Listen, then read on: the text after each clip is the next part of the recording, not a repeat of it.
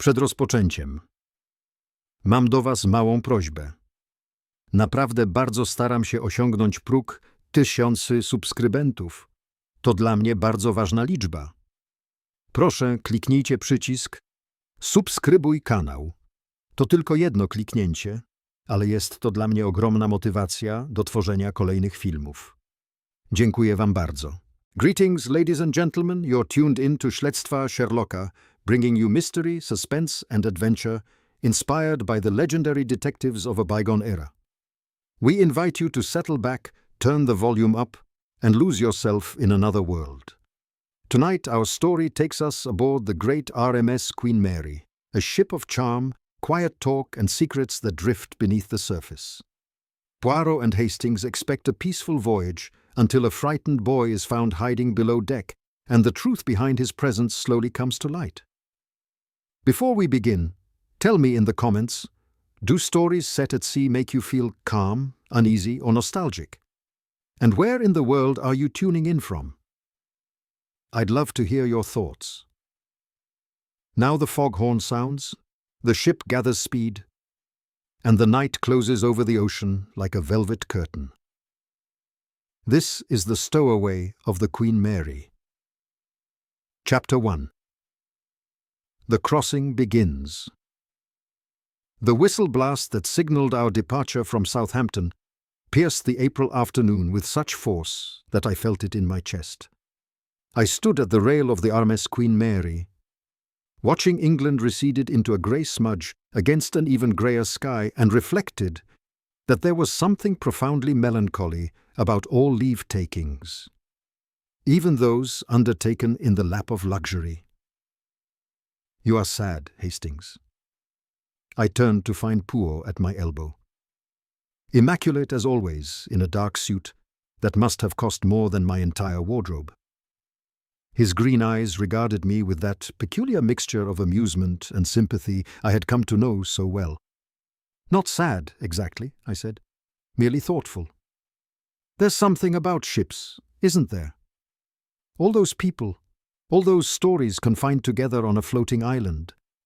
Ah, but that is precisely what makes the ocean voyage so interesting to Hercule Poirot, he said. His moustache is quivering with satisfaction. The closed community, the enforced proximity, it is, how do you say, a microcosm of society itself, but with nowhere to escape. Most illuminating. I laughed. I do hope you're not anticipating another murder, Poirot. I was rather looking forward to a peaceful crossing. Peaceful? He raised one eyebrow. On a ship carrying 800 passengers, my friend, you are optimistic. But come, we must not stand here catching cold. Let us explore this floating palace and perhaps take tea in the lounge.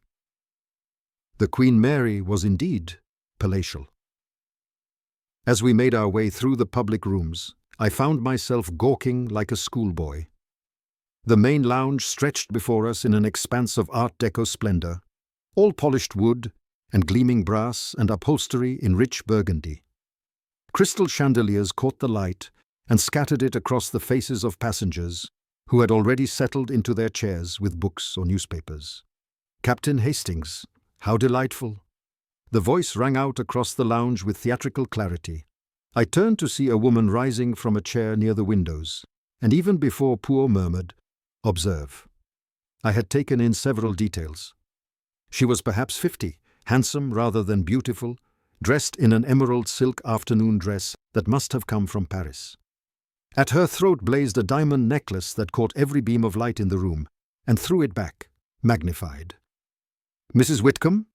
Poirot said smoothly, and I realized he must have studied the passenger list. "How charming to encounter you." "Oh, you must call me Clarissa," she said, extending a hand with fingers heavy with rings. "Everyone does. Are you gentlemen traveling to New York on business or pleasure?" "Monsieur Poirot has been invited to speak at a charity gala," I said. "As for myself, I'm merely along for the ride." "How marvelous! I shall be attending the gala myself. I do so love a good cause." She touched the necklace at her throat. "I've brought my best jewels for the occasion. One must make an effort, don't you think?" "The necklace, it is most striking," Poirot said.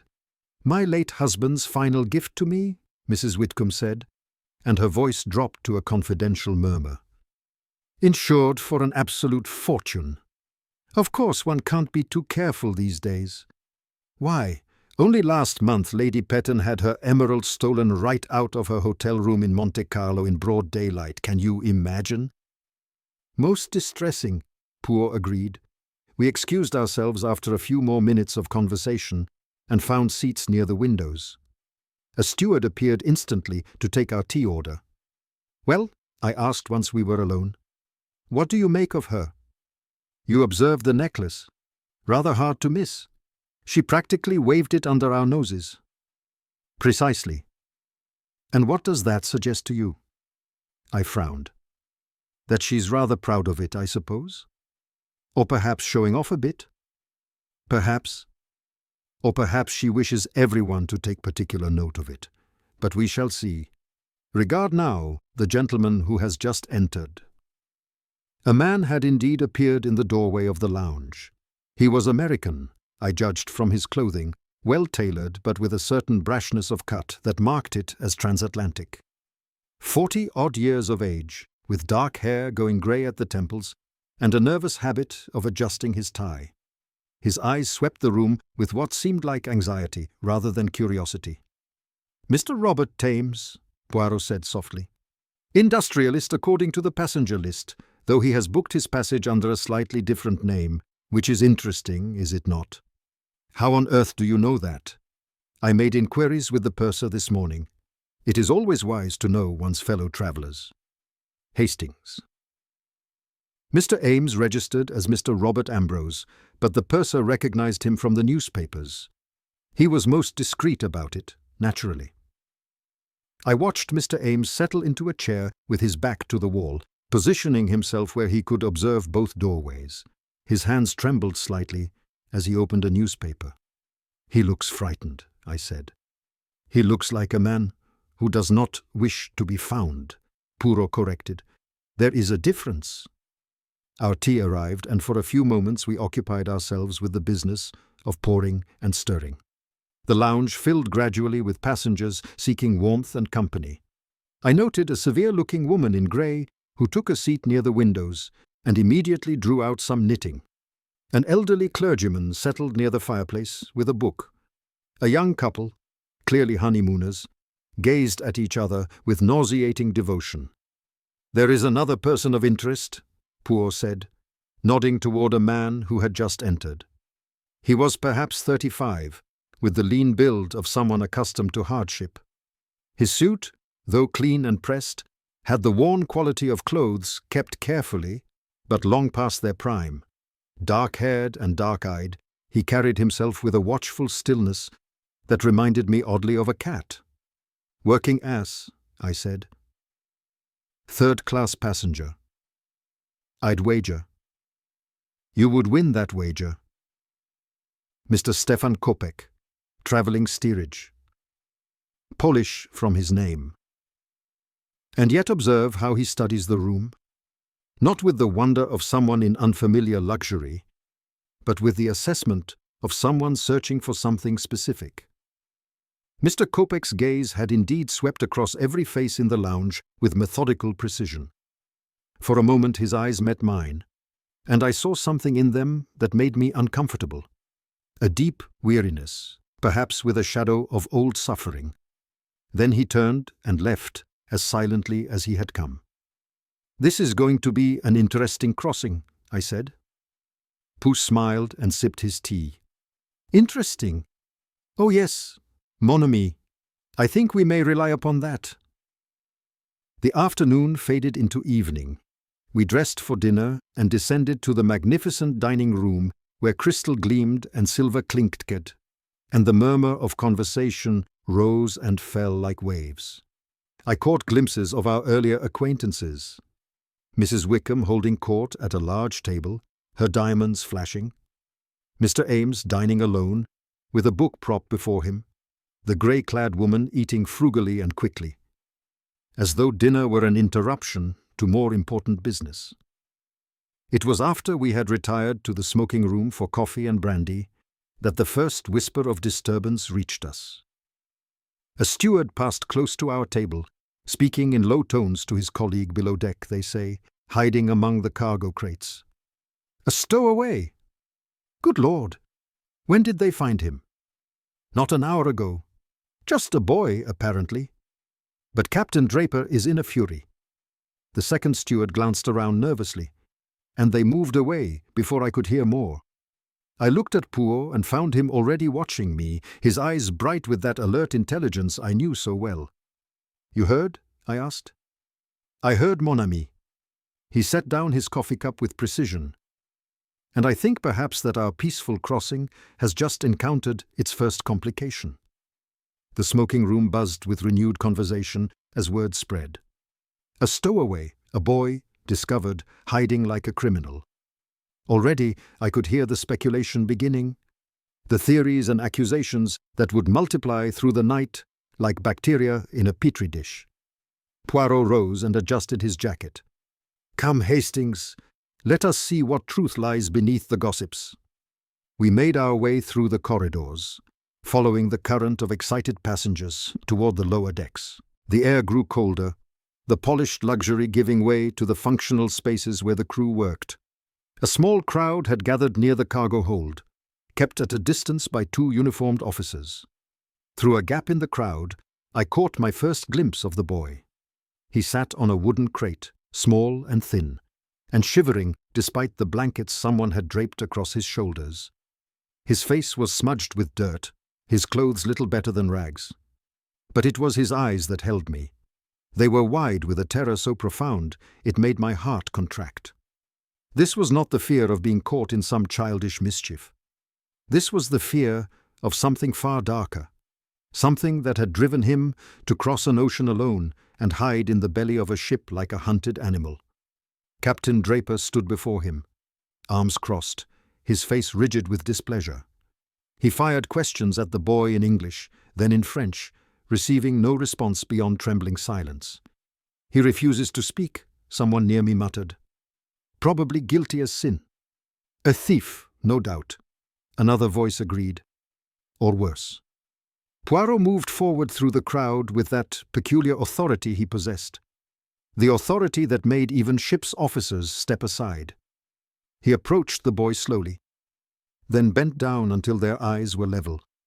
Paper machi, he said softly. You're safe now. The boy's eyes flickered to Poirot's face, and for just a moment, something like hope appeared there before fear swallowed it again. Poirot straightened and turned to Captain Draper. This child requires rest, warmth, and food, not an interrogation. With respect, Mr. Poirot. He's a stowaway, Captain Draper said stiffly. Ship's regulations can wait until tomorrow, Poirot interrupted. Tonight he needs care. Tomorrow perhaps we shall have answers, but not through force. Captain Draper's jaw worked, but something in Poirot's expression made him nod curtly. Very well. He can be secured in one of the crew quarters, but I'll have a guard posted. As you wish. We watched as the boy was led away, still wrapped in his blanket, still silent. The crowd dispersed slowly, conversations rippling outward like stones thrown into still water. I followed Poirot back toward the upper decks, my mind churning with questions. What do you make of it? I asked finally. Poirot paused at the top of a stairway and looked back toward the lower decks where the boy had vanished. I think, Hastings, that the child has not run from crime. He has run from something far more terrible. He turned to face me, his expression grave, and I think, mon ami, that whatever he fled may yet find him, even here upon this ship. The words hung between us as we made our way back to our cabins. Outside the portholes, darkness had fallen completely, and the Queen Mary steamed onward through a black and empty sea. Chapter 2. The Silent Boy. Breakfast in the Queen Mary's dining room bore little resemblance to the elegant affair of the previous evening. Conversations erupted at every table, all centered on a single subject, The stowaway had provided the passengers with their first genuine excitement, and they seized upon it with the enthusiasm of people who had paid handsomely for entertainment. "I heard he's a gypsy child," a woman at the adjacent table declared, "probably trained to pick pockets. They start them young, you know." "Nonsense," her companion replied. "He's clearly a Bolshevik agent. Why else would he hide on a ship bound for America?" I attacked my eggs with more vigor than necessary. Poirot, seated across from me, consumed his coffee with the same methodical precision he applied to everything, apparently undisturbed by the mounting hysteria around us. "You slept well, Hastings?" "Not particularly," I admitted. "I kept thinking about that boy." The look in his eyes. Ah yes, the eyes. They do not lie. Poirot set down his cup. "Fear of that magnitude comes from experience, not imagination. What do you suppose happened to him?" "That mon ami is what we shall endeavor to discover." A steward approached our table and bent to speak quietly. "Mr. Poirot, Captain Draper requests your presence in his office at your earliest convenience." "Tell him we shall come immediately," Poirot said. Captain Draper's office lay deep within the ship's administrative quarters, a cramped space made smaller by filing cabinets and maritime charts. The master-at-arms stood as we entered, his posture rigid with professional displeasure. "Mr. Poirot, Captain Hastings, thank you for coming." He gestured to 2 chairs. "I've been trying to question the boy this morning. He refuses to speak." "Refuses?" Poirot raised an eyebrow. "Or cannot?" "I don't follow." "Perhaps the silence is not defiance, but trauma." Poirot said. "Where is the child now?" "In the infirmary. Ship's doctor examined him last night. Malnourished, dehydrated, but otherwise physically sound. No identifying documents, no papers of any kind." Draper's jaw tightened. "We'll be required to hand him over to immigration authorities in New York. Unless you can persuade him to talk." "I shall try," Poirot said. "But first, tell me, how did he come aboard?" "We're still investigating. Must have slipped past during loading in Southampton. The cargo hold where we found him contained textiles bound for New York merchants. He'd made himself a nest among the crates. Had a bit of bread and cheese, nothing more. How long had he been there? 2 days, perhaps 3 before we even departed, most likely. And no one reported a missing child at Southampton." Draper shook his head. "We've sent wireless inquiries, nothing yet." The infirmary occupied a suite of rooms on the lower deck, painted white and smelling sharply of disinfectant. A young nurse sat outside one of the doors, reading a magazine. She stood as we approached. "Mr. Poirot, the doctor said you might call. The boy's in there." She lowered her voice. "He hasn't said a word. Won't eat either. Just sits and stares." "Thank you," Poirot said. "We shall not be long." The boy sat on a narrow bed, dressed now in clothes too large for his thin frame. Someone had washed his face and combed his hair, revealing features that might have been handsome under better circumstances. He looked up as we entered, and that same terror flooded his eyes. Poirot moved slowly, taking a chair from beside the door and placing it several feet from the bed. He sat with careful deliberation, making no sudden movements. "Bonjour," he said softly. "I am Hercule Poirot. This is my friend, Captain Hastings. We wish only to help you." The boy's hands gripped the blanket. His knuckles showed white. "You need not fear us," Poirot continued. "We are not officers of the law. We are not immigration officials. We are simply 2 travelers who wish to understand why a young boy would undertake such a dangerous journey." Silence. The boy's chest rose and fell with rapid, shallow breaths. Poirot tried French, then German, then what I recognized as Polish.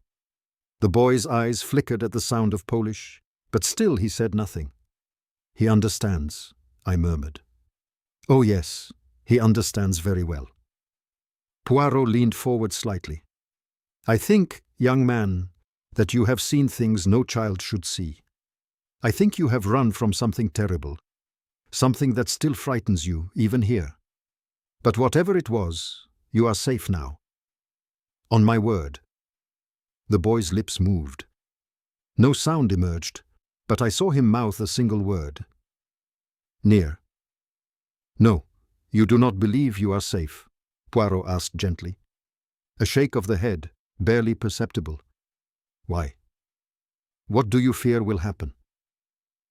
The boy's gaze shifted to the door, then back to Poirot. His hands began to tremble. "They will find me," he whispered. The words came out mangled, thick with accent and terror. "They always find." "Who will find you?" But the boy's face closed like a door slamming shut. He pulled the blanket higher and turned his face to the wall. Poirot sat in silence for a long moment, then rose with the same careful slowness he had used upon entering. "We shall return later," he said. "When you're ready to tell us more, we shall listen." Outside the infirmary, I released a breath I hadn't realized I'd been holding. Poor devil. What could have happened to him? Many things, mon ami. None of them pleasant. Poirot stroked his moustache thoughtfully, but he spoke. "That is progress." "They will find me," I repeated. "Who are they?" "That is indeed the question." We made our way back to the public areas where the ship's daily life proceeded with forced normally. In the main lounge, I spotted Mrs. Whitcomb holding court with several other first-class passengers, her diamonds once again prominent against her black afternoon dress. "Such a dreadful business," her voice carried across the room. "A stowaway. One doesn't know what the world is coming to. Why, he could be anyone. A thief. A murderer." "Oh, surely not a murderer," another woman protested. "He's only a child." "Children can be quite wicked," Mrs. Whitcomb insisted. "I read once about a boy of 12 who poisoned his entire family in Bulgaria, I believe. Or was it Romania?" "Neither, I expect," I muttered to Poirot. Near the windows, the grey-clad woman I'd noticed the previous day sat with her knitting, needles clicking with mechanical precision. She glanced up as we passed, and I caught a flash of keen intelligence behind her severe expression. "Excuse me," she said. "You're Mr. Poirot, aren't you?" "The detective." Poirot inclined his head. "I am Miss Eliza Morton." She set down her knitting and extended a thin hand. I couldn't help overhearing the discussions about the unfortunate boy. "Is it true you've been speaking with him?" "I've attempted to do so." "Yes." And her eyes searched Poirot's face with an intensity that seemed out of proportion to casual curiosity. "Did he explain himself? Where he came from? Why he's here?" "Alas, mademoiselle, the boy remains largely silent." "How dreadful for him to be so young and so frightened." Miss Morton picked up her knitting again, fingers moving with practiced efficiency. "I've devoted my life to helping children in difficult circumstances, Mr. Poirot. I run a charitable organization that rescues orphans and displaced children from Europe. If I could be of any assistance, that is most generous," Poirot said. "I shall certainly keep your offer in mind." "Please do. I have connections in several countries. Poland, Czechoslovakia, Germany. If the boy is from any of those places, I might be able to help identify his family." She paused, needle poised mid-stitch. "Has he been reported missing? Do you know?" "Not as yet." "Strange," Miss Morton murmured. "Very strange indeed." We left her to her knitting and found seats near the opposite windows. Outside, the Atlantic stretched in all directions, grey-green and restless beneath an overcast sky. "Well," I asked, "what do you think of Miss Morton?" "I think she asks many questions," Poirot said. "But then so do I. It is not in itself suspicious. She seems genuinely concerned about the boy. Perhaps she's concerned about something else entirely." Poirot tapped his fingers against the arm of his chair. "There is much here that troubles me, Hastings. A boy who has fled from something terrible. A boy who believes they will find him even aboard this ship. And now we discover that among our fellow passengers is a woman who specializes in European children. Most interesting. You don't suspect." "I suspect nothing. I observe. There is a difference." The afternoon crept by with the peculiar slowness of sea travel. I attempted to read, but found my attention drifting. The ship's passengers had divided into two camps, those who viewed the stowaway with suspicion and those who pied him. Neither group, I noticed, showed any inclination to actually help him. We dined early and retired to the smoking room afterward. Mr. Ames sat alone in a corner, his newspaper held high enough to obscure his face.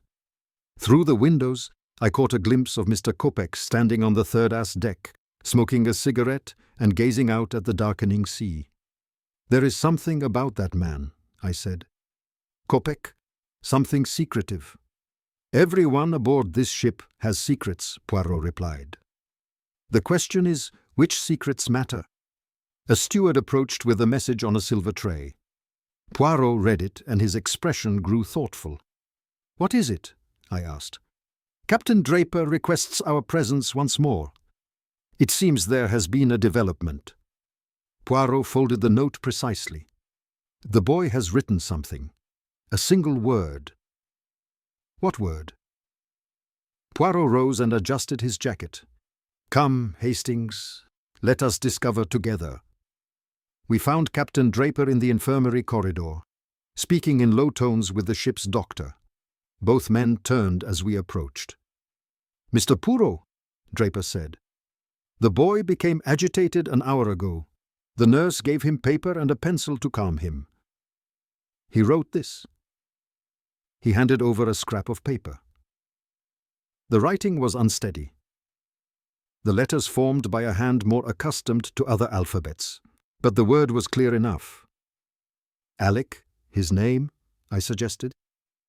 "Perhaps," Poirot said. "Or perhaps the name of someone else, someone he fears or mourns." "There's more," the doctor said. "He wrote something else underneath." "We can't make it out." Poirot studied the paper more closely. Beneath the name, almost illegible, were two more words in what looked like Polish. "Only mi najdome," Poirot read quietly. "What does it mean?" Draper asked. Poirot's face had gone very still. When he looked up, his eyes held a shadow I had rarely seen there. "It means, Captain, they will find me. And I think, gentlemen, we must take that warning very seriously indeed." The ship's engines thrummed beneath our feet, driving us onward through the dark Atlantic.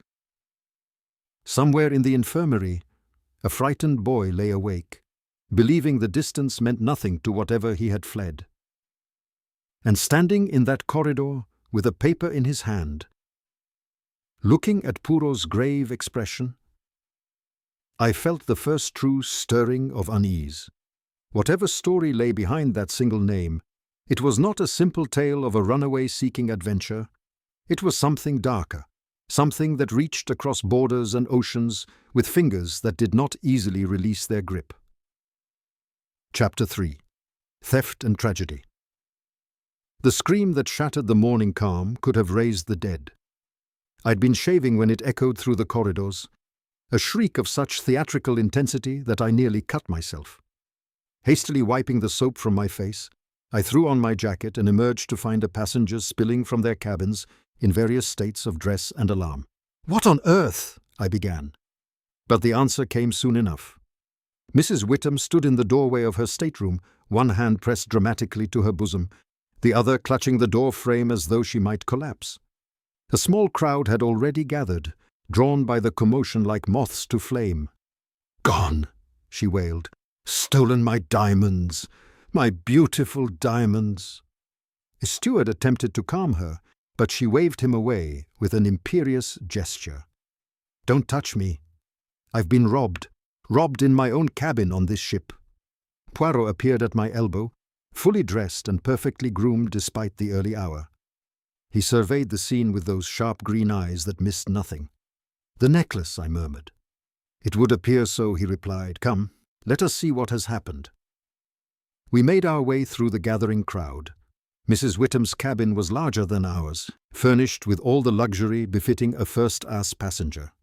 The bed lay unmade, clothes scattered across chairs, cosmetics cluttering the dressing table. The jewel case sat open on the vanity, its velvet interior bare. Captain Draper arrived within moments, his face set in grim lines. "Mrs. Whitcomb, please try to remain calm. When did you discover the theft?" "Just now. I woke and went to put on my pearls for breakfast," and she gestured wildly at the empty case. "The necklace is gone. The one I showed everyone yesterday, worth thousands." "Was your door locked?" "Of course it was locked. I'm not a fool, Captain. Someone must have a master key. Or—" her eyes widened with sudden certainty. "Or that stowaway boy picked the lock. That's what he is, isn't he?" "A thief," murmurs rippled through the assembled passengers. I saw heads nodding, theories forming on faces still creased with sleep. "We don't know that," Draper said firmly. "Please, everyone, return to your cabins. I'll conduct a thorough investigation." "Investigation?" Mrs. Wickham's voice rose higher. "The boy should be searched immediately. He probably has it hidden on him right now." Poirot stepped forward. "Madame, if I may, when did you last see the necklace?" She turned to him, tears streaming down her powdered cheeks. "Last night. I wore it to dinner, then put it in the case when I retired around 11 o'clock." "And you locked the case?" "Yes. At least I think so. I was very tired, you understand? The crossing always exhausts me. The door to your cabin, you are certain it was locked from the inside?" "Absolutely certain. I checked it twice." Poirot glanced around the room, his gaze lingering onto details I could not fathom. "Captain Draper, I wonder if I might examine the cabin?" "Of course, Mr. Poirot, though I must ask the passengers to leave." The crowd dispersed with reluctance, conversations erupting as they moved down the corridor. I heard Mrs. Whittam's name repeated in scandalized whispers, mixed with darker mutterings about the stowaway. Once the cabin stood empty, save for ourselves and Captain Draper. Poirot began his examination.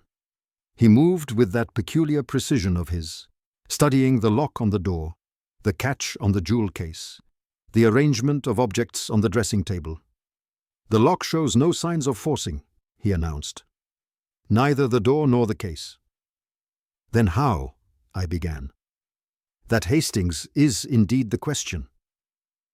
Poirot picked up a small bottle from the vanity.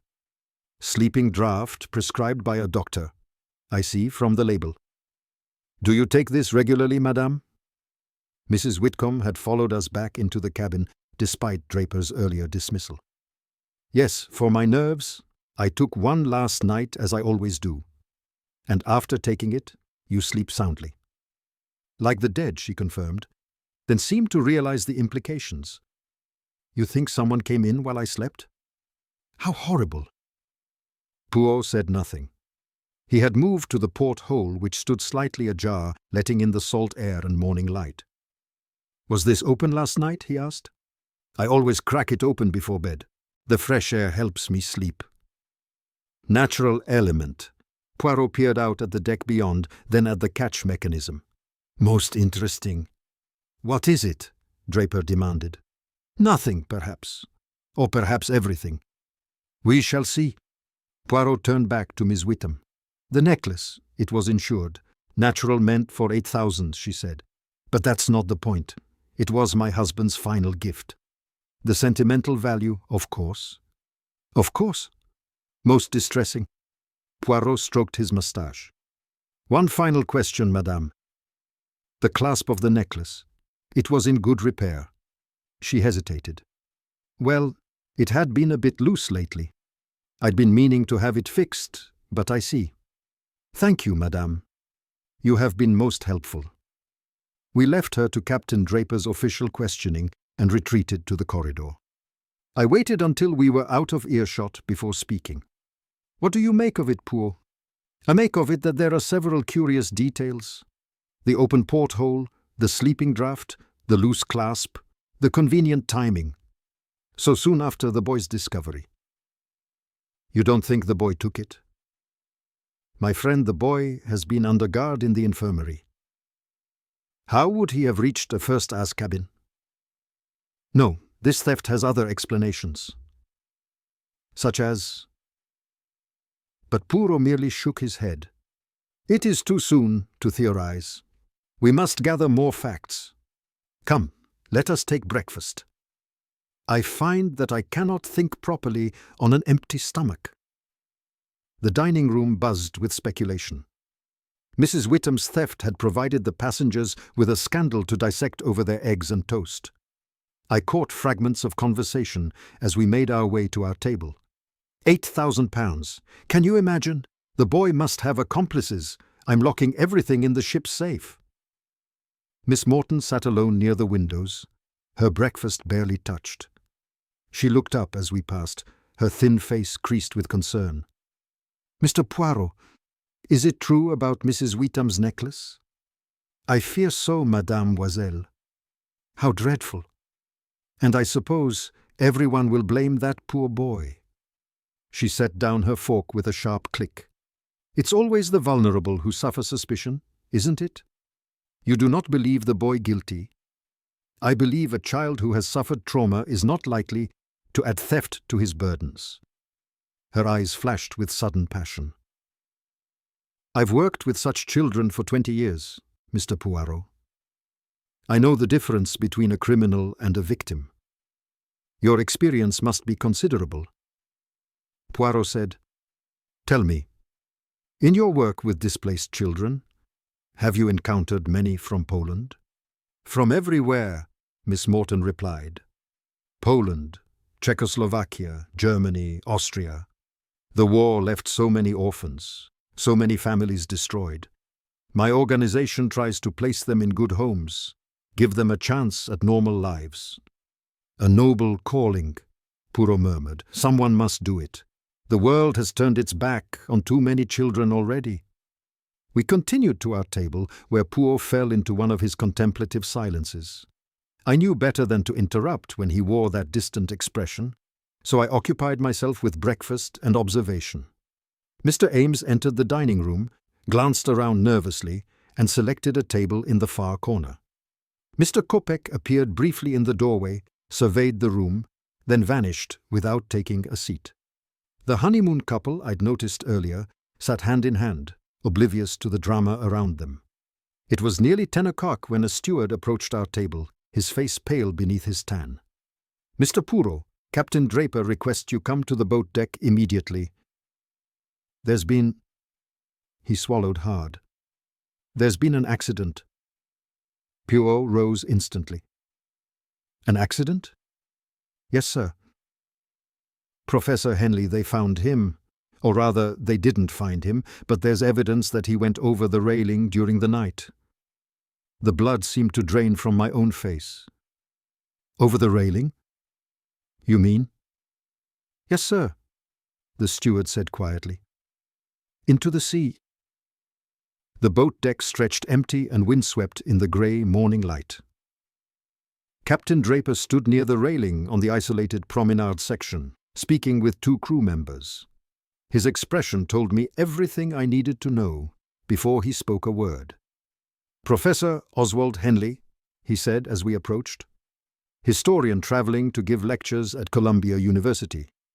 His cabin steward noticed his bed hadn't been slept in. We searched the ship, found no trace. Then one of the crew discovered this. He held up a scrap of fabric, greyish wool, caught on a splinter of the wooden railing. My heart sank. The material looked identical to the shabby coat the stowaway boy had worn. "It matches the boy's clothing," Draper said grimly. "There's no question. We found him near here yesterday evening. Actually, one of the crew saw him wandering this deck around 9 o'clock in the evening." Poirot took the fabric delicately between thumb and forefinger, holding it up to the light. He examined it for a long moment, his face unreadable. "Most interesting," he said finally. "Interesting?" Draper's voice rose. "Mr. Poirot, we have a missing passenger, presumed drowned, and evidence that points directly to the stowaway. This is hardly the time for academic interest. On the contrary, Captain, it is precisely the time for careful observation." Poirot's eyes had gone very sharp. "Tell me, was Professor Henley known to you?" "Not personally, but his reputation was excellent, well-respected scholar, specialized in Eastern European history and politics." "Why?" "Eastern Europe," Poirot repeated softly. "How very curious.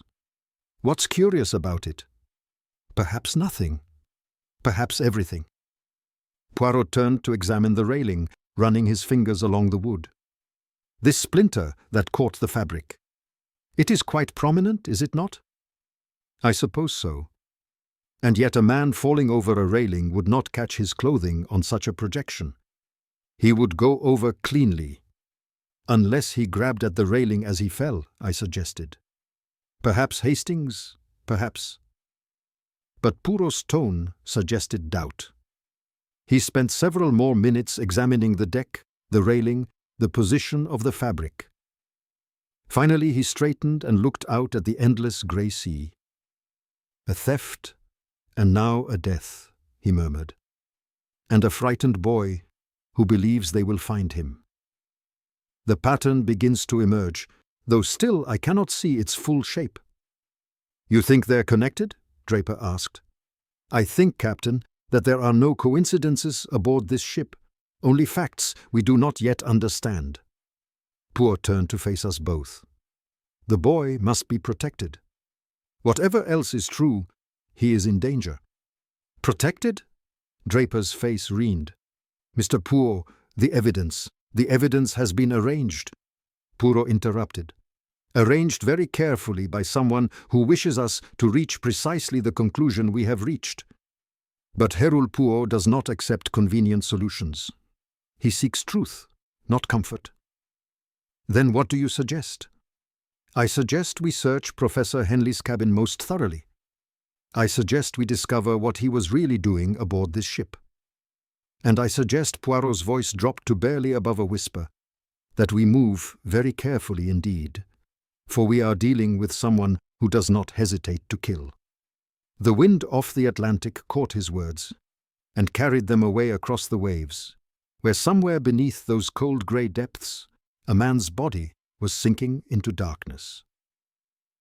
Chapter 4. Secrets and Shadows. Professor Henley's cabin lay 2 decks below the boat deck, a modest first-class accommodation that suggested a man of intellectual rather than material means. Captain Draper unlocked the door with a master key, and we entered to find a space that spoke volumes about its absent occupant. Books lined every available service. Scholarly journals lay stacked on the desk beside a typewriter, half-finished pages still threaded through the roller. The bed remained made, confirming that Henley had not returned after dinner the previous evening. The cabin steward last saw him at 7 o'clock. Draper said Henley requested his dinner jacket be pressed for the evening meal. He dined alone in the restaurant around 8, then went to the smoking room. That's the last confirmed sighting. Poirot moved to the desk, his hands hovering over the papers without touching them. What was the professor's field of study? Eastern European history, as I mentioned. Political movements between the wars, I believe. Precisely. Poirot picked up one of the journals, examining the cover, and he was traveling to America to lecture. That was his stated purpose. Yes. Stated purpose? Poirot repeated. You suggest there was another. Draper shifted uncomfortably. I only know what was on his travel documents, Mr. Poirot. I wandered to the wardrobe while they spoke. Henley's clothes hung neatly, tweed jackets, wool trousers, nothing remarkable. A leather satchel sat on the floor of the wardrobe, and I bent to examine it. Poirot, I called, there's something here. The satchel contained more papers, but these differed from the scholarly articles on the desk. These were reports, typewritten documents with official stamps, letters in various languages. I pulled them out carefully. Poirot appeared at my shoulder, his eyes lighting with interest. Ah, now we begin to see. See what? Draper demanded.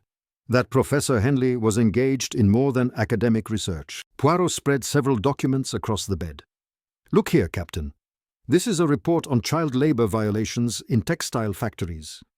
This one details illegal adoption proceedings. And this, he held up a letter covered in Polish script. This speaks of children who vanished from orphanages and are never seen again. The words hung in the air like smoke. I felt a chill that had nothing to do with the sea air. He was investigating child trafficking, I said. It would appear, so agreed. Most thorough documentation, names, dates, locations. The professor was building a case. Against whom? Draper asked. That, mon capitaine, is what we must discover. Poirot returned to the desk opening drawers with systematic precision. But I think we can assume that whoever he was investigating would have strong motivation to prevent his findings from reaching America. Strong enough to kill. People have killed for far less. I continued searching through the satchel and found a small notebook tucked into a side pocket. The entries were brief, written in a cramped hand that suggested haste or secrecy. Poirot, look at this. He took the notebook and flipped through the pages. His moustache twitched, which I had learned meant something significant had caught his attention. What is it? I asked. A list of ships, departure dates, passenger manifests. Ports are call. He tapped one entry. The Queen Mary appears here. Dated 3 weeks ago. Our current voyage. He knew he'd be on this ship.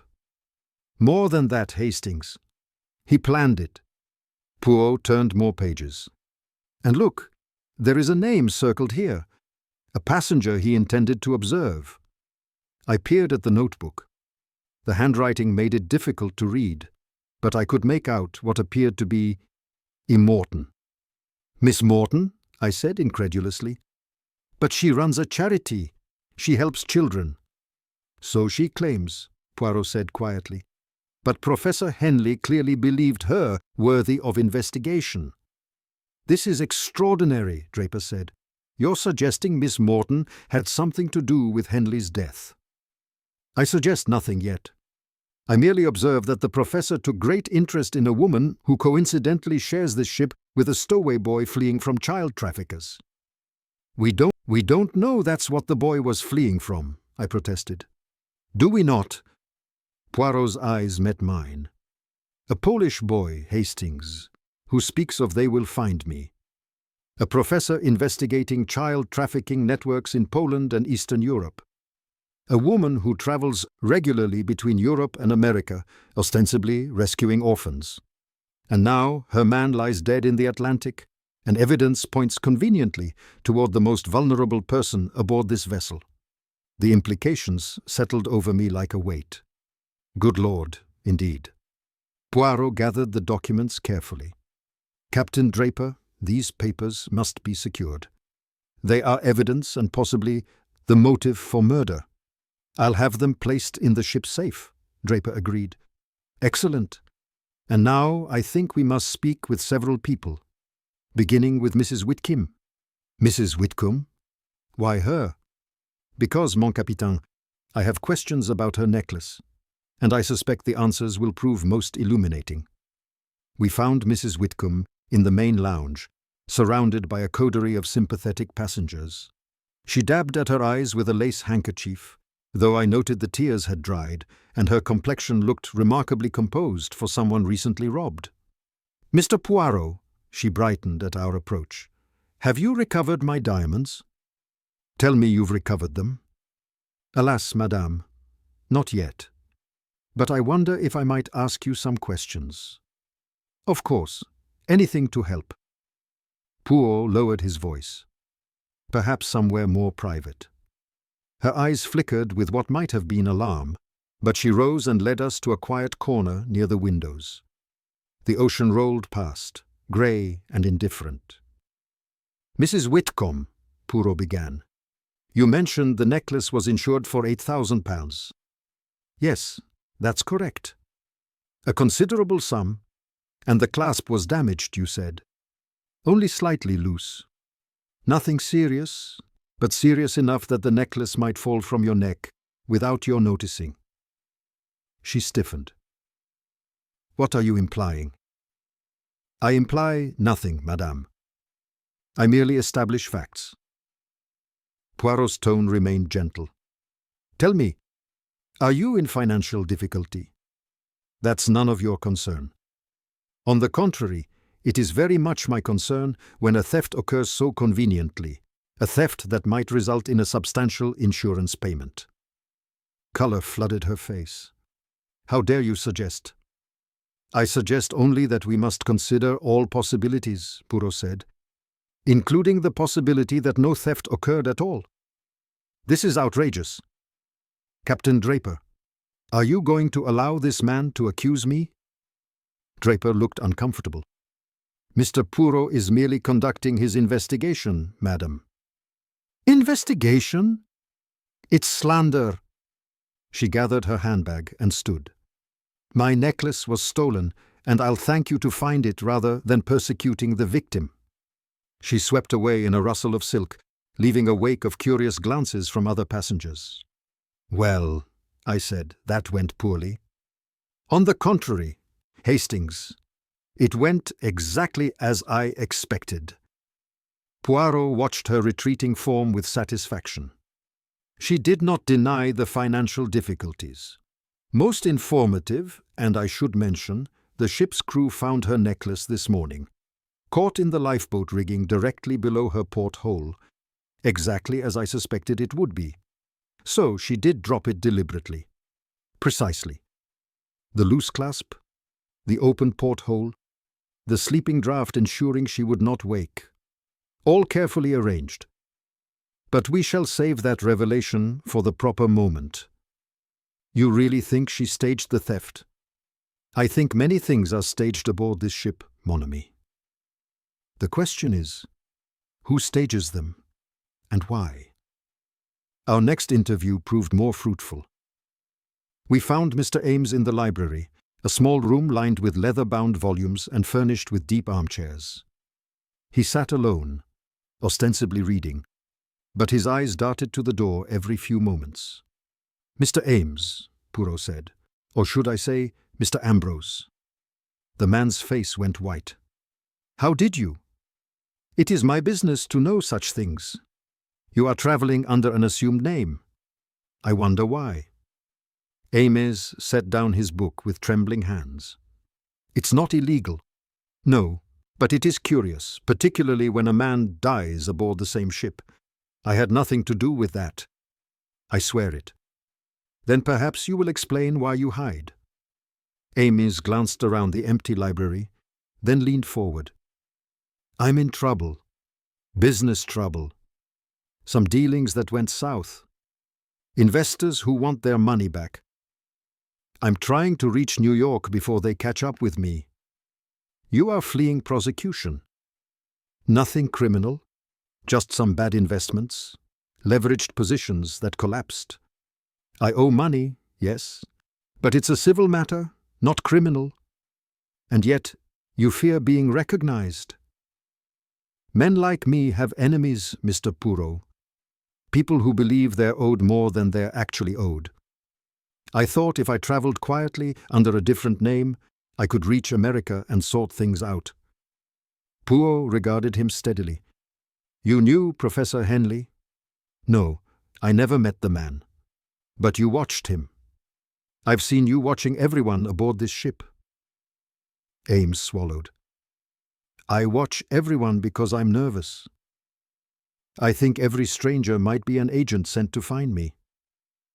It's paranoia, I know. But when you're running from debts, everyone looks dangerous. Including a teenage stowaway. Especially him. When they found that boy, all I could think was, is this some trap? Some way to expose me? I know it sounds mad. It sounds, Poirot said carefully, like a man with much to hide might see threats where none exist, or miss threats that do. We left Ames to his fearful vigil and returned to the deck. The afternoon had grown colder, clouds massing on the horizon. Do you believe him? I asked. I believe he is frightened, Poirot replied. Whether his fear is justified or merely the guilty conscience of a fraudster remains to be seen. And Miss Morton, do you really suspect her? I suspect everyone, Hastings. It is the only way to find truth. He paused, looking out at the grey sea. But yes, Miss Morton interests me greatly. A woman who rescues children would have access to the most vulnerable. She would know which children had no families, no one to miss them. She would have the perfect cover for any number of crimes. It seems impossible. She seems so earnest. The best criminals always do, mon ami. They wear their virtue like armor, and we hesitate to pierce it because we wish to believe in human goodness. He turned to face me, his expression grave. But I learned long ago that evil rarely announces itself with horns and a pitchfork. It comes in the guise of charity, of kindness, of all the things we are taught to trust. That is what makes it so very dangerous. A steward approached, carrying a silver tray. Mr. Poirot, there's an urgent message from the infirmary. It's about the boy. Poirot took the note and read it quickly. His face darkened. What is it? I demanded. Alec has become ill. Violently ill. The doctor fears poison. The words hit me like a physical blow. Poison? But how? That, Poirot said grimly, is precisely what we must discover. And quickly, Hastings, before whoever wants that boy's silence succeeds in their intention, we ran. Chapter 5. The Boy's Story. The infirmary corridor reeked of carbolic and fear. The ship's doctor met us at the door, his sleeves rolled up and his face drawn with exhaustion. Mr. Poirot, thank God. The boy is stable now, but it was a near thing. What happened? Poirot demanded. Someone gave him food laced with arsenic. Not enough to kill, but enough to make him violently ill. The nurse hadn't been checking on him regularly. We might have lost him. Who had access to his food? That's just it. The meal came from the main kitchen on a covered tray. Same as all patient meals. But here's the thing. Multiple patient trays are prepared and left briefly in the staging area before nurses collect them. The nurse brought his tray directly from there to him. Never left it unattended after that. But anyone with access to that corridor could have tampered with it during those few minutes it sat waiting. May we see him? Poirot asked. The doctor hesitated. He's very weak and frightened, out of his mind. He won't speak at all now, won't even write, just lies there shaking. Nevertheless, I must try. We entered the small room to find Alec curled on his side, facing the wall. His thin shoulders trembled beneath the blanket. A basin sat beside the bed, testament to his recent ordeal. Poirot approached slowly, as one might approach a wounded animal. He drew the chair close and sat without speaking for a long moment. When he finally did speak, his voice held a gentleness I had rarely heard. Metty, I know you are frightened. I know you believe no one can protect you. But I swear to you, on my honor, as Hercule Poirot, that I will not allow harm to come to you again. The boy's shoulders stiffened, but he did not turn. "You were right when you said they would find you," Poirot continued. "Someone aboard this ship wishes you silenced. Someone who knows what you have seen, what you might tell. But that same person has made mistakes, Alec. Mistakes that will lead me to them." Still no response. "Professor Henley was your friend, was he not? He promised to protect you. He promised to stop the people who hurt you and others like you." At the mention of Henley's name, Alec rolled over. His face was pale and drawn, his eyes red from tears and sickness. When he spoke, his voice cracked like breaking glass. "He is dead. They killed him." "Yes," Poirot said simply. "They did.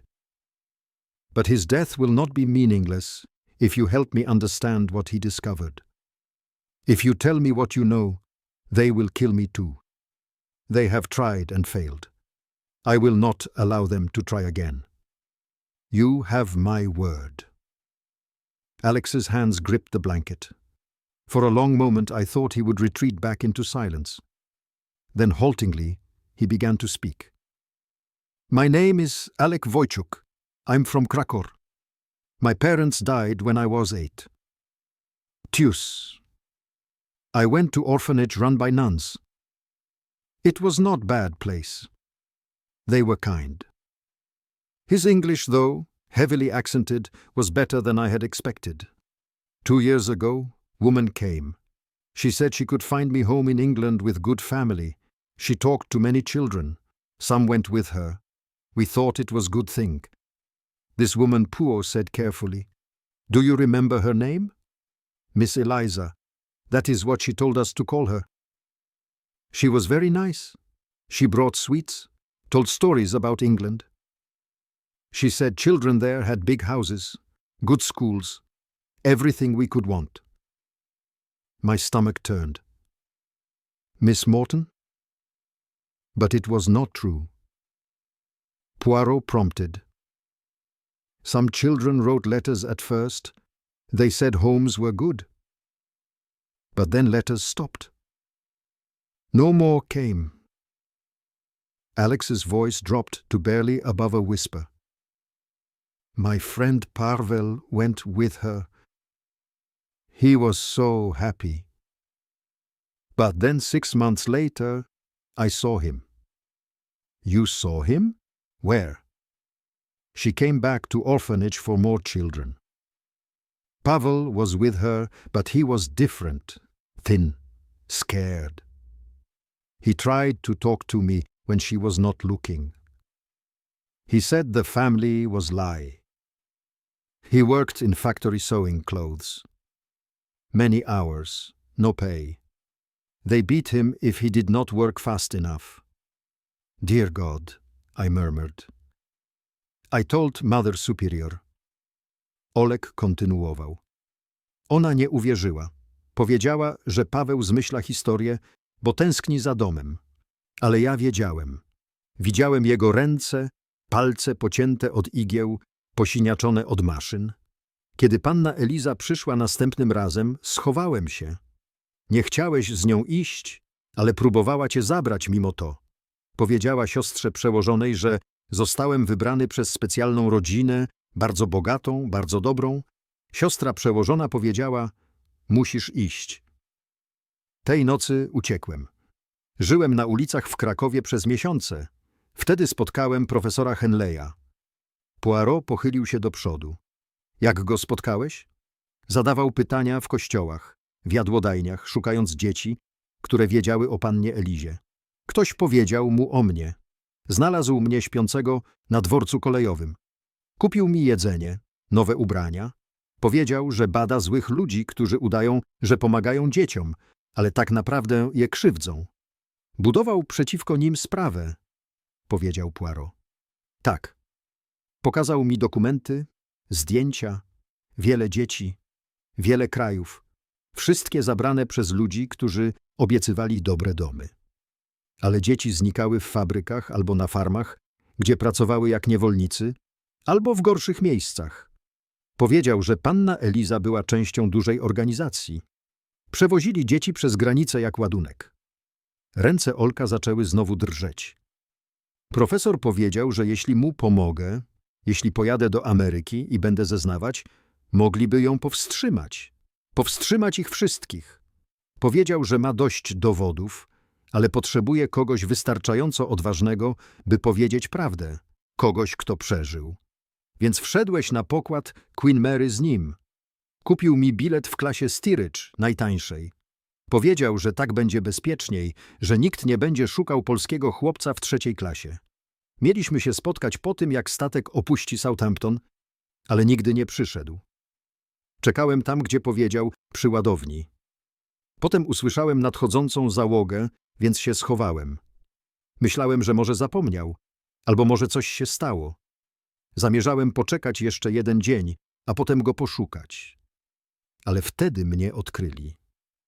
I od tamtej pory jesteś w niebezpieczeństwie, dokończył Poirot. Powiedz mi, Olku, kiedy cię znaleźli? Widziałeś kogoś jeszcze w pobliżu? Kogoś, kto wydawał się zainteresowany twoim odkryciem? Oczy Olka zaszły mgłą wspomnień. Było wielu ludzi, załoga, pasażerowie, ale tak, widziałem ją. Pannę Morton. Tak. Stała z tyłu tłumu. Kiedy zobaczyła moją twarz, jej twarz się zmieniła, rozpoznała mnie. Jego głos wzniósł się w panice. Wtedy wiedziałem, że profesor Henley nie zapomniał o naszym spotkaniu. Nie mógł przyjść, bo znaleźli go pierwsi. Zabili go, żeby powstrzymać jego śledztwo, a teraz zabiją mnie. Nie, powiedział stanowczo Poirot. Teraz im się nie uda, ponieważ powiedziałeś mi wszystko. A Hercule Poirot nie ponosi porażek. Wstał i gestem nakazał mi pójść za nim. Na zewnątrz pokoju odkryłem, że trzęsą mi się ręce. To potworne, powiedziałem. Używanie dobroczynności jako przykrywki do handlu dziećmi. Ile ich zabrała? Wiele, obawiam się. Dokumenty profesora sugerowały, że ta operacja trwa od lat. Twarz Poirota była jak granit. Ale to kończy się teraz, Hastings. Dzisiaj, na pokładzie tego statku. Co zrobisz? Najpierw zapewnię bezpieczeństwo Olkowi. Lekarz i pielęgniarka nie mogą zostawić go bez opieki z jakiegokolwiek powodu. Kapitan Draper będzie musiał postawić uzbrojonych strażników. A panna Morton... Ach, panna Morton. Oczy Poirota błysnęły niebezpiecznie. Nie może podejrzewać, że wiemy. Jeszcze nie. Niech wierzy, że trucizna zadziałała. Że chłopiec jest zbyt chory, by mówić. By mówić. W międzyczasie zbierzemy ostatnie elementy dowodów. Jakie dowody? Zeznania Olka są wystarczająco obciążające. Jego słowo przeciwko jej. Hastings. Chłopiec pasażer na Gapę bez dokumentów przeciwko szanowanej pracownicy charytatywnej. Potrzebujemy dowodu. Dowodu fizycznego łączącego ją z morderstwem profesora Henleya i próbą otrucia. Tylko wtedy możemy działać. Znaleźliśmy kapitana Drapera w jego biurze i przekazaliśmy historię Olka. Jego twarz stawała się coraz ciemniejsza, w miarę jak Poirot mówił. To wykracza poza moje uprawnienia, powiedział, gdy Poirot skończył. Mówimy o międzynarodowym spisku kryminalnym. Co jest dokładnie powodem, dla którego musimy działać ostrożnie, zgodził się Poirot. W momencie, gdy panna Morton podejrzewa, że znamy prawdę, dowody znikną, a ona skonstruuje alibi. Musimy złapać ją na gorącym uczynku. Na gorącym uczynku czego? Próby ponownego działania. Głos Poirota był zimny. Poniosła porażkę 2 razy. Najpierw z Henleyem, potem z chłopcem. Jej desperacja rośnie. Podejmie kolejną próbę, a kiedy to zrobi, będziemy czekać. Chce pan użyć chłopca jako przynęty? Głos Drapera podniósł się. Absolutnie nie. Nie jako przynęty, mon capitaine. Jako wabika, który wyciągnie lisa na otwartą przestrzeń. Chłopiec będzie chroniony przez cały czas. Ale panna Morton musi uwierzyć, że ma kolejną okazję. Jak? Poirot uśmiechnął się, ale nie było w tym ciepła. Pozwolimy, by wieść się rozniosła, że Olek wraca do zdrowia, że zaczął mówić, że pamięta noc, w której zginął profesor Henley. A potem będziemy obserwować bardzo uważnie, by zobaczyć, Kto przyjdzie z wizytą? Popołudnie mijało z bolesną powolnością. Wieść rozeszła się po statku, że pasażer na Gapę wraca do zdrowia, że odzyskał przytomność i wkrótce może zostać przesłuchany przez kapitana. Obserwowałem reakcje pasażerów z salonu, notując, kto wydawał się odczuwać ulgę, a kto niepokój. Pani Whitcomb wyraziła satysfakcję, że mały złodziej stanie przed wymiarem sprawiedliwości. Pan Ames ledwo podniósł wzrok z nad gazety, zagubiony we własnych kłopotach. Pan Kopek, gdy spotkałem go na pokładzie 3. klasy, zapytał cicho, czy z chłopcem wszystko będzie dobrze. Jego troska wydawała się szczera i złapałem się na tym, że chcę mu ufać. Reakcja panny Morton była najbardziej wymowna. Pojawiła się w salonie około 16, mocno ściskając torbę z robótką. Kiedy usłyszała nowinę od innego pasażera, jej drut zatrzymał się w połowie ściegu. Tylko przez moment na jej twarzy pojawiło się coś innego niż charytatywna troska. Pokazała się kalkulacja. Jak to cudownie, że wraca do zdrowia, powiedziała, wznawiając robótkę. Mam nadzieję, że pozwolą mi go odwiedzić. Biedne dziecko musi być takie zagubione i przerażone. Jestem pewien, że kapitan podejmie tę decyzję, powiedziałem ostrożnie. Oczywiście. Jej druty klikały szybciej. Chociaż człowiek zastanawia się, co on może powiedzieć, nieprawdaż? Dziecko w takich okolicznościach może wymyślać wszelkiego rodzaju historie. Zamieszanie, trauma. To może sprawić, że ludzie stają się niewiarygodni. Przypuszczam, że to prawda. Bardzo niewiarygodni. Odłożyła robótkę i spojrzała bezpośrednio na mnie. Kapitanie Hastings, jest pan przyjacielem pana Poirota. Może wspomniałby pan mu, że jestem dostępna, by pomóc w razie potrzeby. Jak mówiłam wcześniej, mam duże doświadczenie z dziećmi po traumie. Wiem, jak pomóc im się komunikować.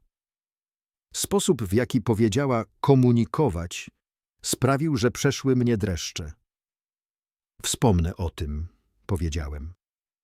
Uśmiechnęła się i wróciła do robótki, ale zauważyłem, że jej ręce lekko drżały. Bała się, a przerażeni ludzie, jak nauczyłem się od Poirota, byli najbardziej niebezpieczni. Wieczór zapadł nad Queen Mary. Statek parł naprzód przez ciemniejące morza, niosąc swój ładunek sekretów i kłamstw ku nieuchronnemu rozliczeniu. Gdzieś w ambulatorium przerażony chłopiec leżał chroniony przez strażników. Gdzieś na pokładach powyżej morderczyni planowała swój następny ruch. A w palarni Hercule Poirot siedział bardzo nieruchomo, z przymkniętymi oczami. Jego wspaniały mózg układał łamigłówkę, kawałek po kawałku, z ostrożnością. Jutro, powiedział do mnie cicho. Jutro, mon ami, kończymy to. W ten czy inny sposób sprawiedliwości stanie się zadość.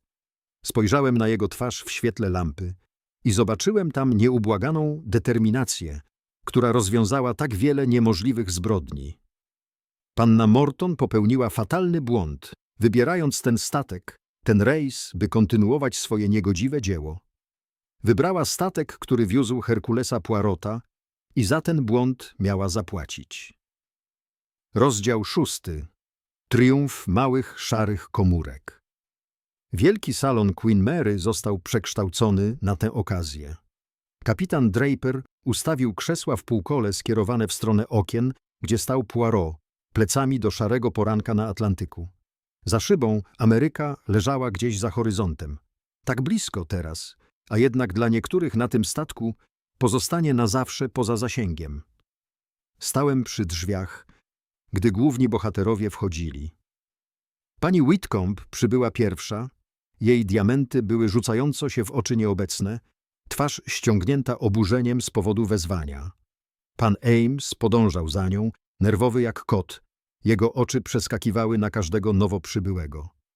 Pan Kopek wszedł cicho i zajął miejsce z tyłu, jego wyraz twarzy był nieodgadniony.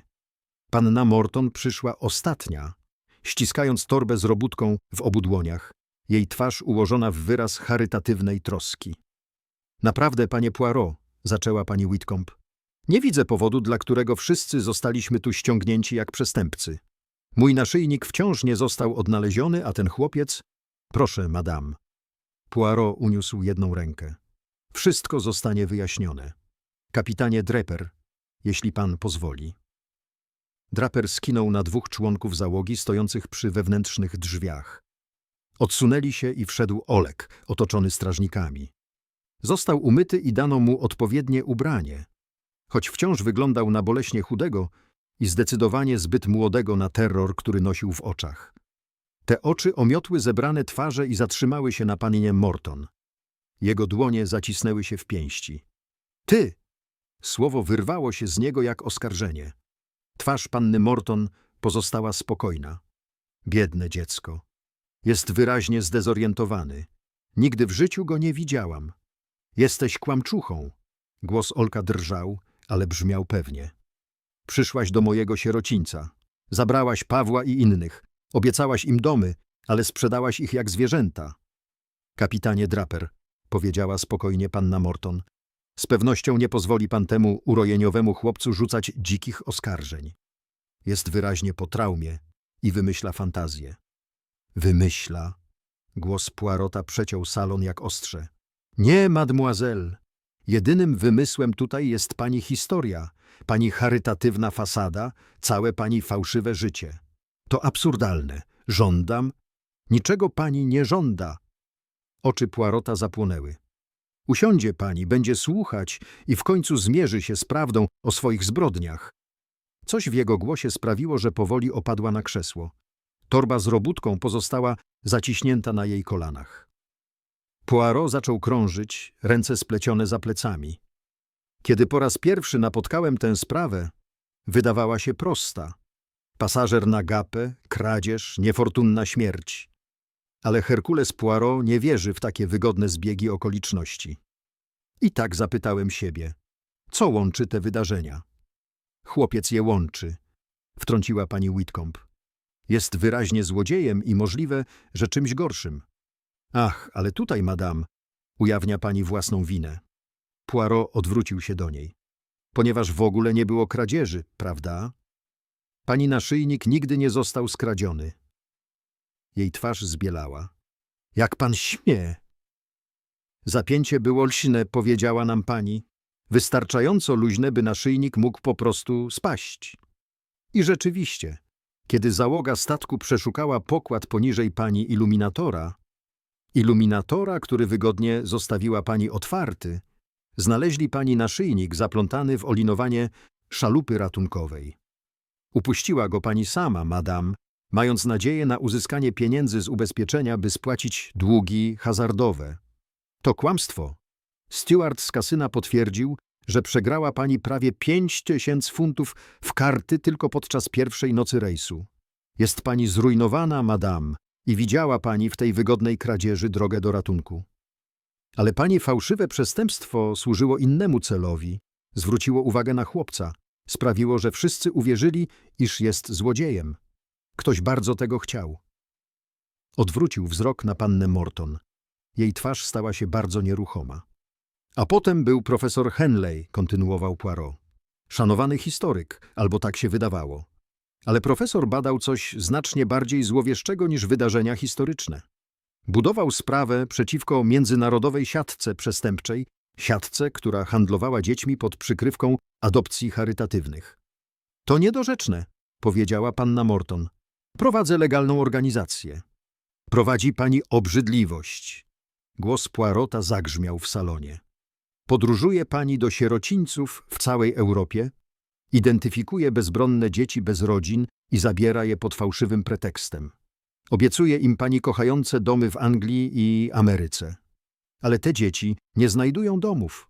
Znajdują fabryki, gdzie pracują po 16 godzin dziennie, farmy, gdzie pracują bez zapłaty, albo gorzej, znacznie gorzej, miejsca, o których nie będę mówił w cywilizowanym towarzystwie. Nie ma pan dowodów na te oskarżenia, powiedziała panna Morton, ale jej głos stracił pewność. Brak dowodów? Mam całe śledztwo profesora Henleya. Dokumenty, zdjęcia, zeznania świadków. Prześledziłem pani ruchy w ciągu ostatnich 5 lat. 27 podróży między Europą a Ameryką, za każdym razem w towarzystwie dzieci, które następnie znikają ze wszystkich oficjalnych rejestrów. Mam zeznania trojga dzieci, które uciekły z pani sieci, w tym młodego Olka tutaj. I mam pani własne zachowanie na tym statku. Moje zachowanie było wyłącznie charytatywne. Charytatywne? Śmiech Poirota był gorzki. Otruła pani dziecko. Nie zrobiłam czegoś takiego. Próbowała pani, przynajmniej. Arszenik umieszczony w jedzeniu Olka pochodził z pani kabiny, mademoiselle. Steward okrętowy potwierdził, że poprosiła pani o trutkę na szczury 3. dnia rejsu, twierdząc, że ma pani myszy w pokoju. Żadnych myszy nigdy nie znaleziono, ale trucizna została przypisana do pani posiadania. Ręce panny Morton zacisnęły się na torbie z robótką. Poszlaki, nie ma pan dowodu, że ja to podałam. Prawda, ale mam dowód na pani inne przestępstwo. Morderstwo profesora Oswalda Henleya. W salonie zapadła martwa cisza. Profesor Henley znał panią, mademoiselle. Śledził pani operację od 18 miesięcy. Wiedział, że będzie pani na pokładzie Queen Mary. To było w pani schemacie, widzi pani. Zawsze podróżująca z sierotami pod opieką. Zawsze zmierzająca do Ameryki z obietnicami nowego życia dla nich. Ale tym razem nie było pod pani opieką żadnych dzieci. Dlaczego? Ponieważ Henley ostrzegł sierocińce przed panią. Pani dopływ ofiar wysychał. Weszła pani na pokład tego statku w desperacji, mając nadzieję znaleźć nowe kontakty w Nowym Jorku. Ale Henley też wszedł z dowodami, by panią zniszczyć. On spadł, powiedziała panna Morton. Wszyscy wiedzą, że spadł. Został popchnięty. Palec Poirota wycelował w nią jak broń. Zaaranżowała pani spotkanie z nim na odizolowanym pokładzie spacerowym. Powiedziała mu pani, że chce się przyznać, współpracować z jego śledztwem. Przyszedł sam, jak wiedziała pani, że to zrobi, i tam, mademoiselle, uderzyła go pani od tyłu i je pchnęła przez barierkę do morza. Kłamstwa. Gdzie jest pański dowód? Dowód, mademoiselle, jest w pani torbie. Oczy panny Morton opadły na torbę z robótką na jej kolanach. Wewnątrz tej torby, powiedział cicho Poirot, nosi pani druty, wełnę, nożyczki do cięcia przędzy. Ale nosi pani też coś jeszcze. Coś, co nosi pani od nocy, w której zamordowała pani profesora Henleya. Coś, czego nie mogła pani zaryzykować wyrzucenia, ponieważ zawiera dowody, które mogą panią obciążyć. Nie wiem, o czym pan mówi. Proszę nam pokazać torbę, mademoiselle. Nie. Proszę nam pokazać torbę, albo ludzie kapitana Drapera pani ją zabiorą. Przez długą chwilę panna Morton siedziała zamrożona. Potem ruchem zbyt szybkim, by go powstrzymać, sięgnęła do torby. Ale nie wyciągnęła dowodów. Wyciągnęła mały rewolwer. Nikt się nie rusza! Jej głos zmienił się całkowicie. Charytatywne ciepło zastąpiła zimna furia. Kapitanie Draper, niech pan rozkaże swoim ludziom się cofnąć. Draper podniósł powoli ręce. Panno Morton, proszę pomyśleć o tym, co pani robi. Myślałam o tym przez 3 dni. Wstała, omiatając bronią zebrane twarze. I noszę tę broń od Southampton, ukrytą w moim bagażu, bo kto przeszukiwałby torby szanowanej pracownicy charytatywnej? Ten wścibski profesor? Ten nędzny chłopak? Zniszczyli lata pracy. Czy wiecie, ile dzieci umieściłam? Ilu rodzinom pomogłam? Pomogłaś? Głos Olka drżał z wściekłości. Sprzedałaś nas jak bydło. Dałam wam cel. Byliście sierotami, nikim skazanymi na śmierć w biedzie. Dałam wam pracę, strukturę, znaczenie. Dała im pani niewolnictwo, powiedział cicho Poirot. A kiedy próbowali uciec, co wtedy? Ile dzieci zginęło, bo wiedziały za dużo, mademoiselle? Ile oprócz profesora Henleya? Jej twarz wykrzywiła się. Nie chciał słuchać. Próbowałam to wyjaśnić. Niektóre dzieci są po prostu bardziej użyteczne jako robotnicy niż jako uczeni. Nazwał mnie potworem. Mnie? Po tym wszystkim, co zrobiłam. To, co pani zrobiła, powiedział Poirot, to zniszczenie niewinności dla zysku. I to, mademoiselle, czyni panią najgorszym rodzajem potwora, takim, który nosi maskę cnoty. Zamknij się! Broń szarpnęła w stronę Poirota. Myślisz, że jesteś taki sprytny ze swoimi małymi szarymi komórkami, ale popełniłeś jeden błąd, panie Poirot. Uwięziłeś się w tym pokoju ze mną. Wręcz przeciwnie, powiedział spokojnie Poirot. To pani uwięziła samą siebie. Proszę spojrzeć na okno za mną, mademoiselle. Proszę spojrzeć na odbicie. Oczy panny Morton mignęły w stronę szyby. W odbiciu mogła zobaczyć to, czego my nie mogliśmy. Ludzi kapitana Drapera ustawionych przy drzwiach za nią z wyciągniętą bronią. Jej twarz zmięła się. Pistolet zachwiał się, potem opadł. To nie miało się tak skończyć. Pomagałam im. Sprawiałam, że byli użyteczni. Niechciane dzieci społeczeństwa, którym dano cel, dano piekło. Odezwał się pan Kopek po raz pierwszy. Wstał ze swojego miejsca i zobaczyłem łzy spływające po jego twarzy. Byłem jednym z twoich dzieci, panno Morton. 12 lat temu zabrałaś mnie z Warszawy. Obiecałaś mojemu wujkowi, że będę miał edukację w Anglii. Zamiast tego pracowałem w kopalni węgla przez 5 lat. 5 lat pod ziemią w ciemności, oddychając śmiercią. Kiedy w końcu uciekłem, miałem 17 lat i nie miałem nic. Żadnej rodziny, żadnych papierów, żadnej przyszłości. Panna Morton wpatrywała się w niego. Kopek. Stefan Kopek. Przeżyłeś. Przeżyłem. Inni nie. A kiedy dowiedziałem się, że będziesz na tym statku, przybyłem, by dać świadectwo, by upewnić się, że w końcu staniesz przed sprawiedliwością. Pistolet upadł z brzękiem na podłogę. Ludzie kapitana Drapera ruszyli szybko, chwytając pannę Morton, zanim zdążyła zareagować. Nie walczyła. Walka uszła z niej, zastąpiona pustą świadomością porażki. Zabierzcie ją do aresztu, rozkazał Draper. Przekażemy ją władzom w Nowym Jorku. Gdy strażnicy ją wyprowadzali, przeszła blisko Olka. Chłopiec stał bardzo prosto, bardzo nieruchomo. Jego młoda twarz stężała w determinacji. Przegrałaś, powiedział cicho. Praca profesora Henleya nie poszła na marne. Zapłacisz za to, co nam zrobiłaś. Nic nie powiedziała, ale w jej oczach zobaczyłem ostateczne rozpadnięcie się fasady, którą nosiła przez tak wiele lat. Kiedy odeszła, salon wybuchł rozmowami. Pani Whitcomb wybuchnęła płaczem, wyznając wszystko o swojej zainscenizowanej kradzieży. Pan Ames osunął się z ulgą, że jego własne przestępstwa zbladły przy morderstwie. Ale ja poczułem się przyciągnięty do Poirota, który stał znów przy oknie, patrząc na morze. Skąd wiedziałeś o broni? Zapytałem cicho. Nie wiedziałem. Ale wiedziałem, że była zdesperowana, a zdesperowani ludzie są przewidywalni. Nie mogła ryzykować przeszukania swojej torby, nie z powodu dowodów przeciwko Henleyowi, ale dlatego, że nosiła broń na ostateczny, desperacki akt. Torba z robótką była idealnym kamuflażem. Non, kto podejrzewa dobroczynną damę z jej robótką? Materiał zahaczony o barierkę, powiedziałem nagle. Powiedziałeś, że był ucięty, nie podarty. Dokładnie, mon ami. Odcięła kawałek płaszcza chłopca, badając go w ambulatorium, udając troskę. Potem umieściła go na barierce, gdzie wypadł Henley, mając nadzieję wrobić chłopca w morderstwo. Ale popełniła błąd.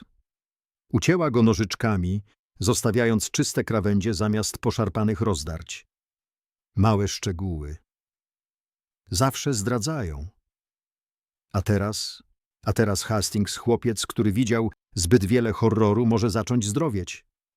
Zła siatka zostanie ujawniona i zniszczona, a sprawiedliwości, tej najcenniejszej z rzeczy, stanie się zadość. Pan Kopek podszedł do nas, Olek obok niego. Mężczyzna położył opiekuńczą dłoń na ramieniu chłopca. Panie Poirot, powiedział Kopek, nie potrafię panu wystarczająco podziękować w imieniu nas obu. To ja powinienem podziękować panu, odpowiedział Poirot. Pańska odwaga w wyjściu naprzód, w zmierzeniu się z przeszłością, dała temu młodemu człowiekowi siłę, by zrobić to samo. To nie jest mała rzecz. Co się z nim stanie? Zapytałem. W Nowym Jorku jest dobre schronisko, powiedział Kopek.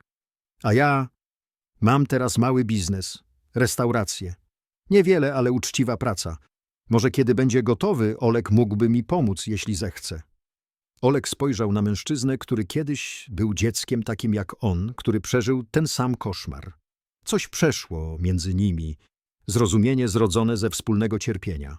Chciałbym tego, powiedział cicho Olek. Gdy odchodzili razem w stronę jakiejkolwiek przyszłości, która czekała ich w Ameryce, poczułem, jak ciężar minionych dni lekko ustępuje. Nie całkowicie.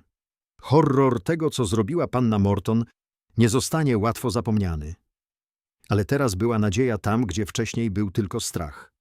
Cóż, Poirot, powiedziałem, to kolejna sprawa zamknięta. Zamknięta? Tak. Ale skutki będą rozchodzić się falami przez lata, Hastings. Dokumenty profesora Henleya ujawnią całą siatkę. Inne dzieci zostaną znalezione i uwolnione. A panna Morton spędzi resztę swoich dni, kontemplując zło, które przebrała za dobroczynność. Myślisz, że kiedykolwiek wierzyła, że im pomaga? Być może na początku. Ale samo oszukiwanie się to potężna rzecz. Pozwala nam popełniać straszne czyny, jednocześnie utrzymując fikcję, że jesteśmy sprawiedliwi. Odwrócił się od okna, jego zielone oczy były poważne.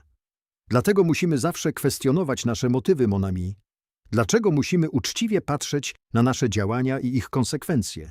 Bo droga do zła jest wybrukowana dobrymi intencjami wykrzywionymi nie do poznania.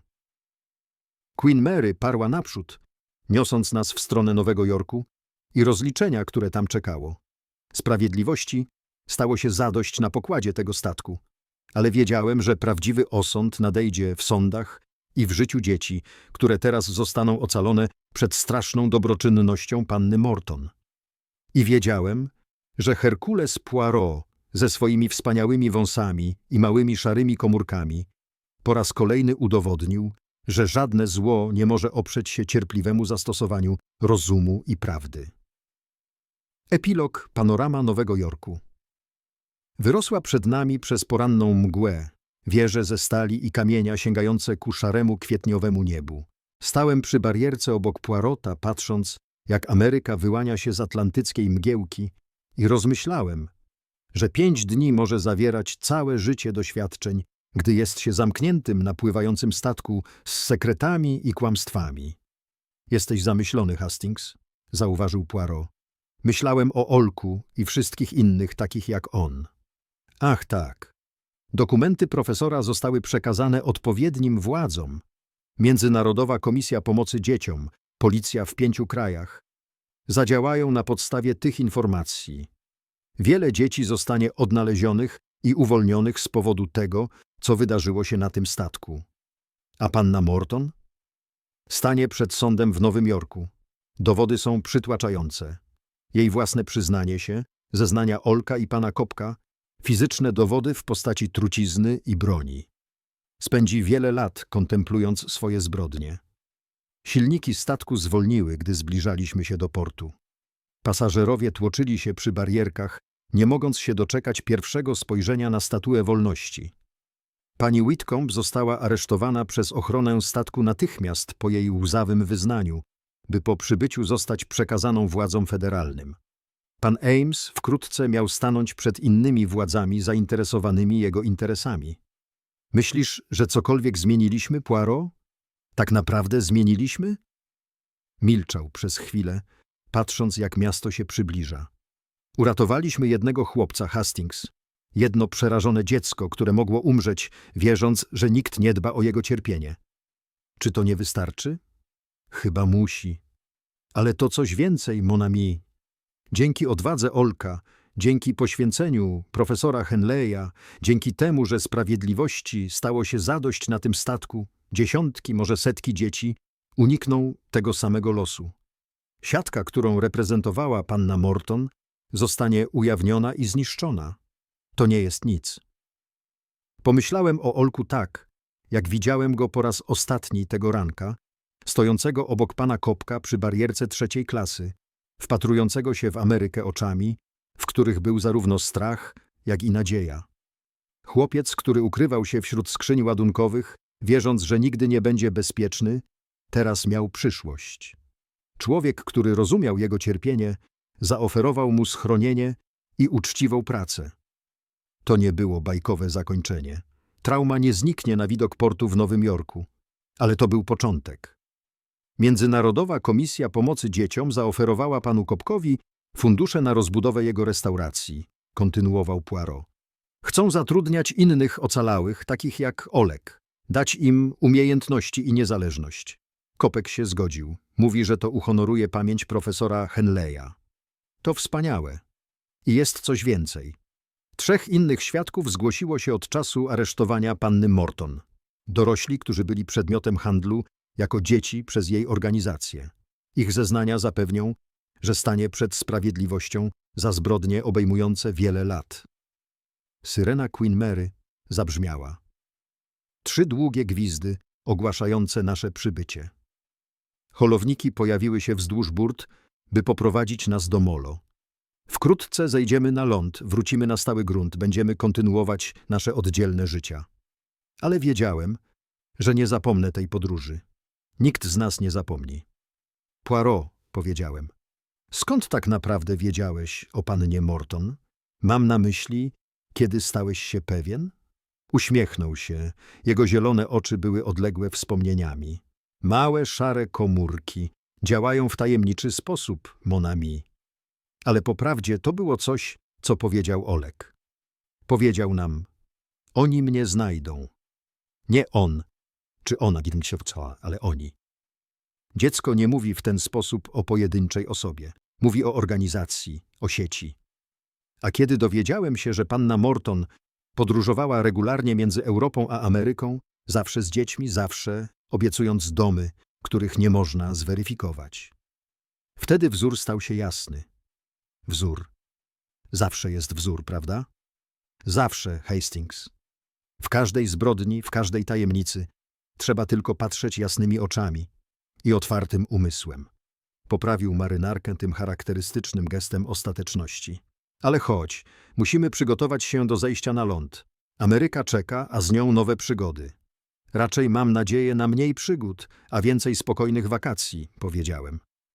Poirot zaśmiał się. Ach, mon ami, wiesz, że nasze życie tak nie wygląda. Gdzie idzie Hercule Poirot, tam podążają tajemnice. To klątwa detektywa. Albo może błogosławieństwo. Zeszliśmy na dół, by odebrać bagaż. W korytarzu minęliśmy Olka i pana Kopka. Chłopiec był teraz ubrany w nowe ubrania, które pasowały. Jego chuda twarz pokazywała pierwsze oznaki powrotu do zdrowia. Panie Poirot, powiedział Oleg. Wyciągnął rękę z formalną powagą. Dziękuję, że pan mi uwierzył, że mnie pan uratował. Poirot uścisnął dłoń chłopca z powagą. Sam się uratowałeś, mon petit. Ja tylko pomogłem sprawiedliwości znaleźć jej właściwą ścieżkę.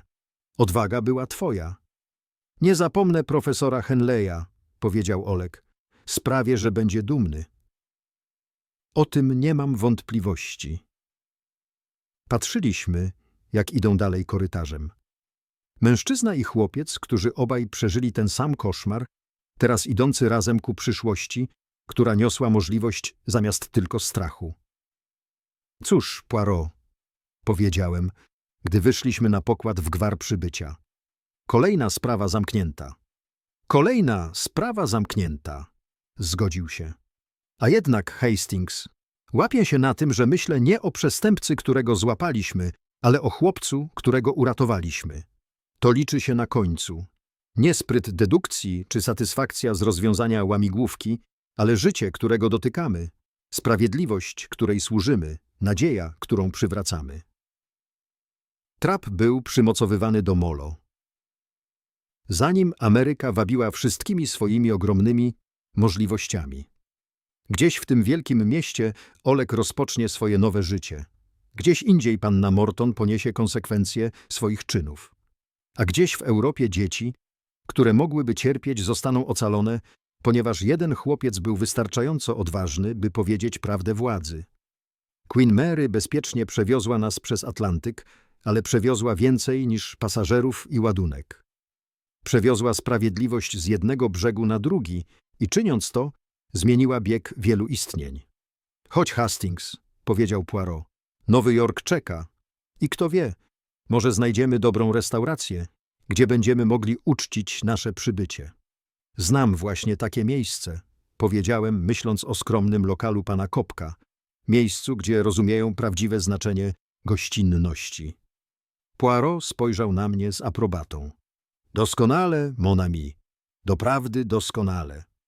I razem zeszliśmy po trapie, zostawiając za sobą tajemnicę Queen Mary, niosąc ze sobą satysfakcję ze sprawiedliwości dobrze wymierzonej i niewinności ocalonej. Dziękujemy, panie i panowie, za dołączenie do nas w historii Pasażer na Gapę z Queen Mary. Mamy nadzieję, że podobała wam się ta audycja tak bardzo, jak nam podobało się jej wam dostarczenie. Jeśli ta tajemnica sprawiła, że słuchaliście z zapartym tchem, prosimy o polubienie, subskrypcję i podzielenie się nią z innymi miłośnikami opowieści detektywistycznych. To naprawdę pomaga naszej małej stacji dotrzeć do większej liczby słuchaczy, którzy cenią podróż pełną intryg. Na ekranie znajdziecie teraz 2 kolejne historie, które, jak wierzę, wam się spodobają. Cały świat tajemnic czeka na was tutaj, w śledztwa Sherlocka. To były śledztwa Sherlocka. Życzymy wam spokoju, ciekawości i dobrego towarzystwa. Do następnego razu. Dziękuję wam z całego serca za to, że zostaliście ze mną aż do końca tego filmu. Naprawdę bardzo cenię każdą chwilę, którą spędzacie tutaj razem ze mną. Obecnie jesteśmy w trakcie drogi do zdobycia pierwszych 1000 subskrybentów. Jeśli historie, które opowiadam, poruszyły wasze serce choćby odrobinę, wesprzyjcie mnie proszę, klikając przycisk subskrybuj. Każda wasza subskrypcja to ogromna dawka motywacji, która pomaga mi dalej pisać i dzielić się z wami jeszcze większą liczbą wartościowych historii. Do zobaczenia i dziękuję raz jeszcze. Zapraszam do kolejnego filmu.